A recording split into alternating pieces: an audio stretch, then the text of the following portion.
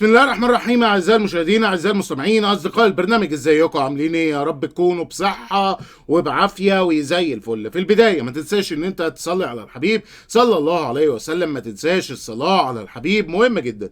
بعد ما صليت على الحبيب ما تنساش برضو ان انت تشترك في القناه وتفعل زرار الجرس عشان يوصلك اشعارات بحلقاتنا الجديده، وما تنساش ان انت تدعمنا باللايك للفيديو. طيب، نبدا بايه؟ خلينا نبدا بالسيد عمرو الدرديري. زي ما انت شايف كده بيقول لك عبد الله السعيد مطلع لسانه لمين بعد ما بيراميدز يعني عدى على حساب فيوتشر في الكونفدراليه.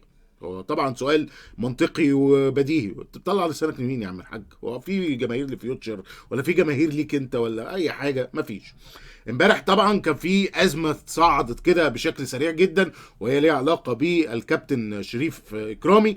كلام طالع ان والله في عينه ايجابيه بالنسبه لشريف بالنسبه للمنشطات والكلام ده كله، والعينه دي اتاخدت بعد مباراه بيراميدز والجيش الملكي، وان اللجنه يعني او شريف ما طلبش ان هو يعمل اعاده للحوار ده، ولكن طلب بجلسه استماع. وهنا لازم نقف وقف. واحد يقول لي هل اللاعب يتعاطى المنشطات؟ والله حتى الان ما نقدرش نقول ان اللاعب بيتعاطى المنشطات. من الوارد جدا انه يبقى يتعاطى دواء او اي حاجه ليها علاقه بحاجه محظوره، هي دي اللي عملت الحوار ده، وبالتالي فاللاعب طلب جلسه الاستماع، لانه لو ما كانش بيتعاطى حاجه فيها اي مشكله كان طلب اعاده العينه، ولكن اللاعب ما طلبش اعاده العينه، هو طلب جلسه استماع. وبما انه طلب جلسه استماع فده معناه اني هيحضر هو وطبيب الفريق، وده معناه ان الموضوع ممكن يروح في سكه الدواء والحاجات اللي هي ليها علاقه بالمواضيع دي. خلي بالك في ادويه برد بتندرج تحتيها حوارات ليها علاقه بالمنشطات، فمن الوارد جدا حاجه زي دي.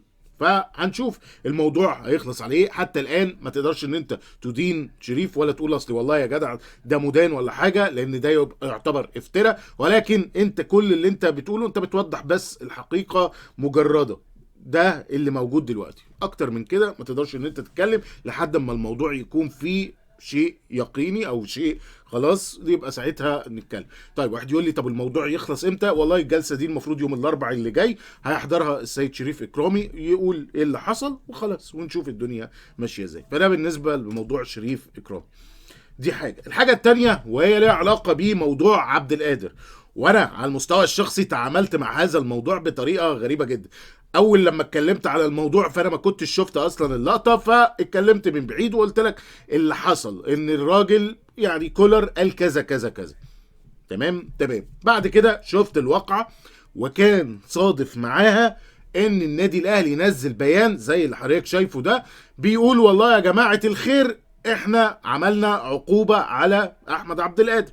وده طبعا وجيت قلت لك اني حصل عقوبه نتيجه لتحقيق، وحصل تحقيق مع احمد عبد القادر من مجلس الاداره، طلب من سيد عبد الحفيظ ان هو يحقق مع احمد عبد القادر، ثم بعد ذلك خرجت العقوبه. وقلت لك ان القصه دي كلها كانت على غير رغبه كولر. كولر كان شايف الموضوع عادي، النادي الاهلي كان شايف لا ان دي مبادئ ومش عارف ايه وما ينفعش ان احنا يحصل الكلام ده كله، واداله حريه التصرف سواء بالتجميد او اي حاجه، انت حر. ولكن كولر قال لك لا في تجميد ولا في حاجه. ثم بعد ذلك انتقلنا للمرحله اللي بعدها، وهي الصوره اللي حضرتك شايفها دلوقتي، وهي ان احمد عبد القادر راح باس دماغ عمنا كولر واعتذر له، وقال لك ان الوحش كان قدام الكل والاعتذار برضو قدام الكل، هتفضل رقم واحد بالنسبه لي مهما حصل. بس خلاص، والموضوع انتهى عند الحته دي.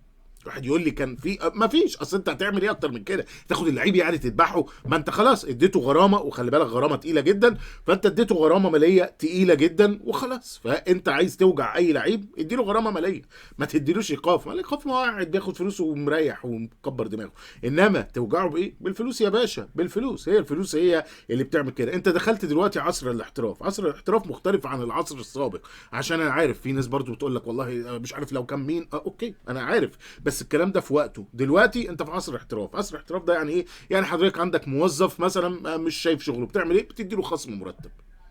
موضوع بسيط جدا. يجي الموظف ده بعد كده تلاقيه ايه فانت الحوار كده. تمام.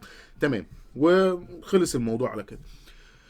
نقطة ومن أول السطر عندنا خلي بالك مباراة مهمة جدا مع فريق المحلة يوم الأربعاء الجاي، وكل الاحداث هتحدث يوم الاربع، مش عارف ليه. المهم عندنا يوم الاربع الجاي مباراه، عندنا القرعه بتاعه دوري الابطال يوم الاربع، عندنا الحوار بتاع شريف ده برده يوم الاربع، فالثلاث احداث هتحصل يوم الاربع.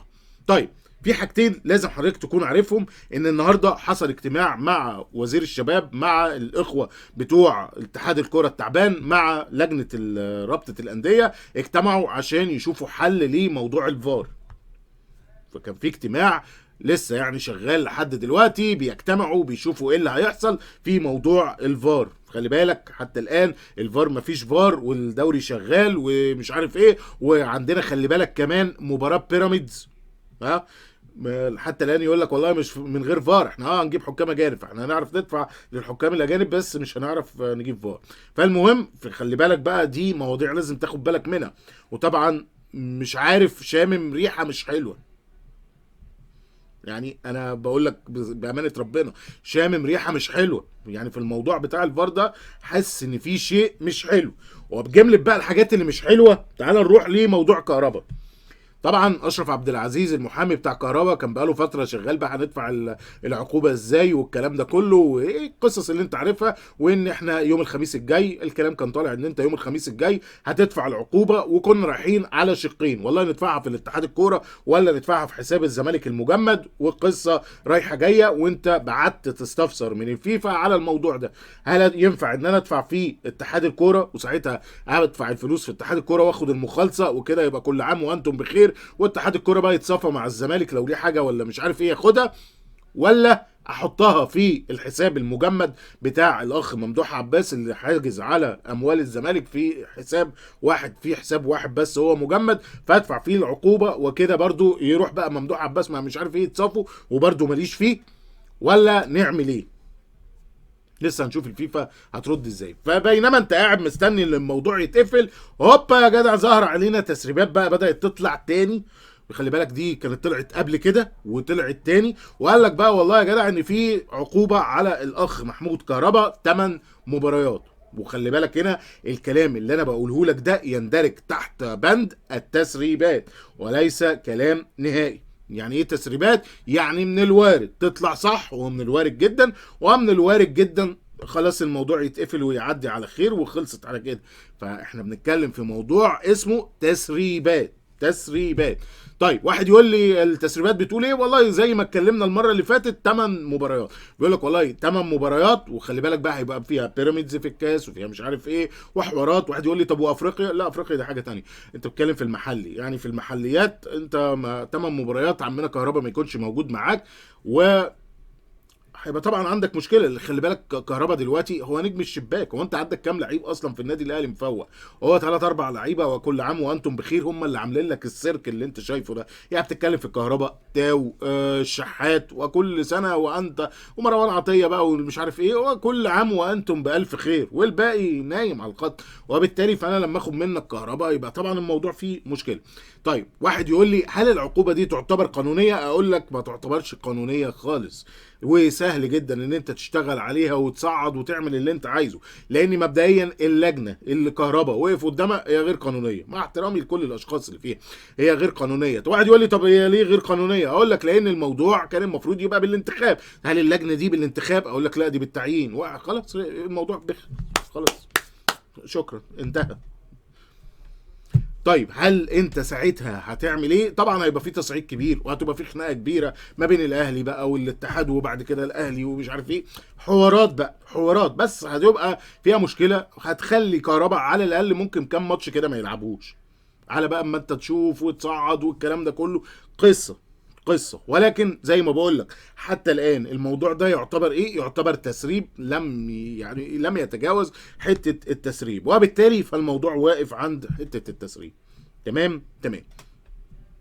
حاجه الاخيره اللي عايز اقول لك عليها، انت عندك مباراه المحله، كولر بيفكر في راحه اللاعبين، يعني في لعيبه كتيره بيفكر ان هو يريحهم، يعني عندك مثلا بيفكر في اراحه تاو لانه طبعا راجع من رحله قويه جدا ومع المنتخب، وبعد كده طبعا مباراه الهلال ومش عارف ايه، فبيفكر في اراحته. نفس الكلام بالنسبه لعلي معلول، نفس الكلام بالنسبه لكهربا، في اكتر من لاعب كولر بيفكر ان هو يريحهم ويبدا ان هو يدفع بعناصر تانية ما كانتش في التواجدات اللي هي الدوليه والكلام ده كله كانت موجوده، وبالتالي هم دول اللي هم ايه يبداوا ان هم يشتركوا. لكم، فاعتقد ان هيبقى فيه شغل كبير جدا. اتمنى بقى اشوف كريستو في الماتش ده، فرصه ذهبيه اهي، نبدا بقى نشوف كريستو ممكن يكون موجود.